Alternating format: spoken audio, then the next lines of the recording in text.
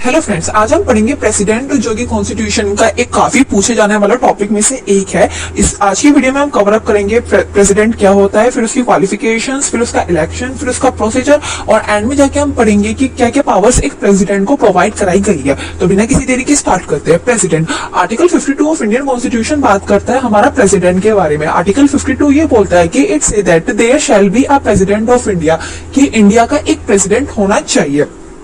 President जो होता है उसको इंडिया का फर्स्ट सिटीजन कहा जाता है, कि इंडिया का जो पहला नागरिक है या नागरिक है वो प्रेसिडेंट है, ऐसा माना जाता है। In India the makers of constitution establish a parliamentary form of government, but in America the nature of government is presidential type. जो इंडिया है उसमें पार्लियामेंट्री फॉर्म ऑफ गवर्नमेंट है, मतलब कि उसमें प्रेसिडेंट भी होता है और प्राइम मिनिस्टर भी होता है। बट जो अमेरिका है वहां पे सिर्फ प्रेसिडेंटल फॉर्म ऑफ गवर्नमेंट है, वहां पे सिर्फ प्रेसिडेंट है, वहां पे प्राइम मिनिस्टर नहीं होता है।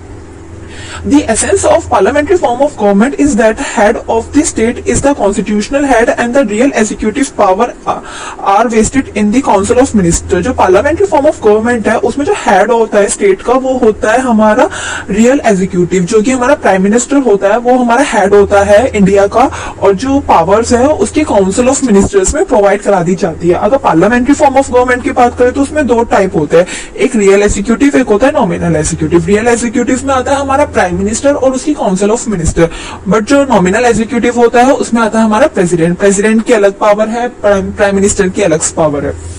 प्राइम मिनिस्टर की पावर्स को तो हम कवर अप कर चुके हैं, बस आज हम पढ़ेंगे प्रेसिडेंट के बारे में।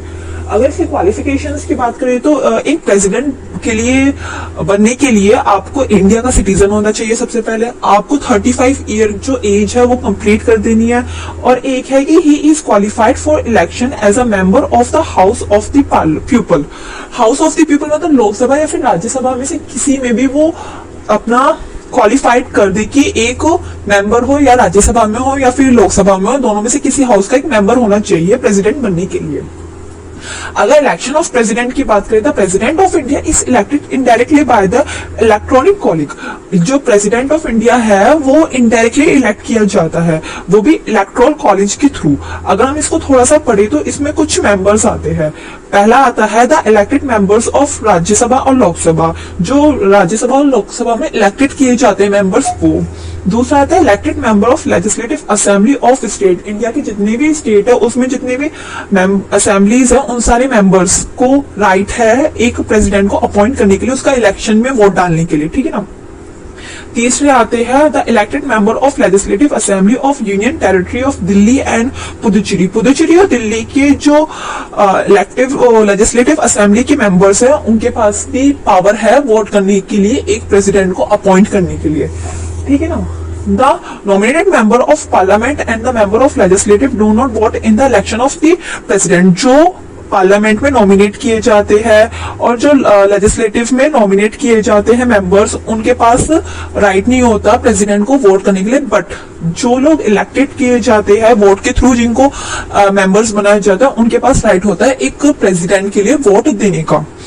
तो हमने कवर अप किया अभी कि जो हमारा प्रेसिडेंट है उसको इलेक्ट करने के लिए कौन कौन वोट कर सकता है। जो इलेक्टेड मेंबर्स है राज्यसभा और लोकसभा के लिए वो वोट कर सकते हैं, जो इलेक्टेड मेंबर्स है लेजिस्लेटिव असेंबली के वो वोट कर सकते हैं। तो इन्होंने वोट कर दिया, अब वोट की काउंटिंग का प्रोसीजर क्या है अब हम वो कवर अप करेंगे। तो प्रोसीजर जो है, the election acquire through the proportional representation by the single transferable of vote through secret vote. एक सीक्रेट वोट होता है जिसमें जो वोट्स होते हैं वो सिंगल ट्रांसफरेबल होते हैं, मतलब एक बार ही वोट करने का उनको राइट है, वो अपने वोट्स को चेंज नहीं कर सकते हैं। जब उन्होंने एक बार सब मेंबर्स ने आके वोट कर दिया उसके बाद उसकी काउंटिंग देखते हैं तो total voting strength of the parliament system is equal to the total voting strength of the legislative assembly of the state.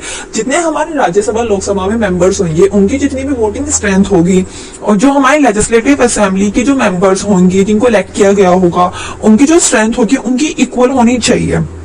अगर स्ट्रेंथ में कम ज्यादा रहता है या फिर कुछ भी डाउट्स और डिस्प्यूट्स आते हैं तब वो चीज को लेके सुप्रीम कोर्ट के पास जाते हैं। सुप्रीम कोर्ट के जो जज होता है वो बताते हैं कि प्रेसिडेंट को किसको अपॉइंट करना चाहिए, किसको अपॉइंट नहीं करना चाहिए। अगर वो वोटिंग की स्ट्रेंथ में इक्वालिटी नहीं रहती कि पार्लियामेंट में ज्यादा है या फिर लेजिस्लेटिव में कम है, तो ऐसी सिचुएशन में वो सुप्रीम कोर्ट के पास जाते हैं और फिर सुप्रीम कोर्ट उसको कुछ ना कुछ डिसीजन बताता है कि भाई ऐसा कर लो या फिर ऐसा कर लो। तो हमने इसका पढ़ लिया कि क्वालिफिकेशंस क्या होता है कि इंडिया इंडिया का सिटीजन होना चाहिए, 35 एज होनी चाहिए।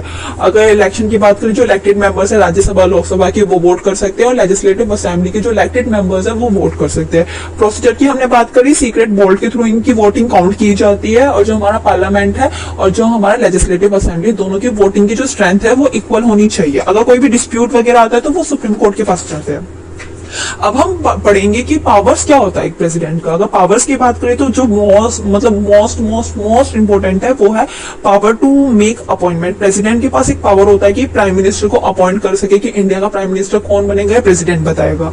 और जो प्राइम मिनिस्टर की काउंसिल्स है वो प्रेसिडेंट अपॉइंट करेगा प्राइम मिनिस्टर के साथ बैठ के, कि भाई प्राइम मिनिस्टर है और प्रेसिडेंट है, साथ में बैठ के प्राइम मिनिस्टर की काउंसिल को अपॉइंट करेंगे, ठीक है।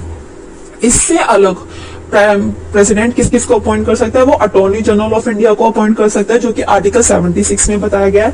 वो सुप्रीम कोर्ट के जज को अपॉइंट कर सकता है जो आर्टिकल 124 में बताया गया है। वो क्या कहते हैं, हाई कोर्ट के जज को अपॉइंट कर सकता है जो कि आर्टिकल 127 में बताया गया है। वो गवर्नर ऑफ स्टेट को भी अपॉइंट कर सकता है जो कि आर्टिकल 155 में बताया गया है।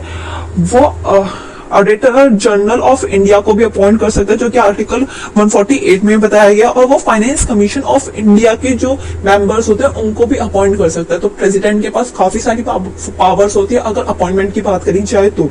इससे अलग इसके पास होती है डिप्लोमेटिक पावर्स होती है प्रेसिडेंट के पास। Power of to grant pardon होती है। पावर टू ग्रांट पार्डन मतलब कि किसी को फांसी की सजा सुना दी गई तो वो प्रेसिडेंट को पार्डन की वो भेजता है लेटर कि भाई मुझे माफ कर दीजिए, मुझे मतलब जिंदगी भर के लिए जेल में रख दीजिए पर मारिए मत जान से, मतलब फांसी मत दीजिए। तो ऐसी सारी सिचुएशंस में वो जो क्रिमिनल्स होते हैं प्रेसिडेंट को लेटर लिख के भेजते हैं, उसको पावर टू ग्रांट पार्डन बोलते हैं। पावर टू गिव एसेस टू द बिल, जो हमारे फाइनेंस बिल होते हैं, मनी बिल होते हैं, इन सब की जो एसेस होती है, जो इनका अप्रूवल होता है वो प्रेसिडेंट देता है। Power in the financial matters में प्रेसिडेंट के पास पावर होता है।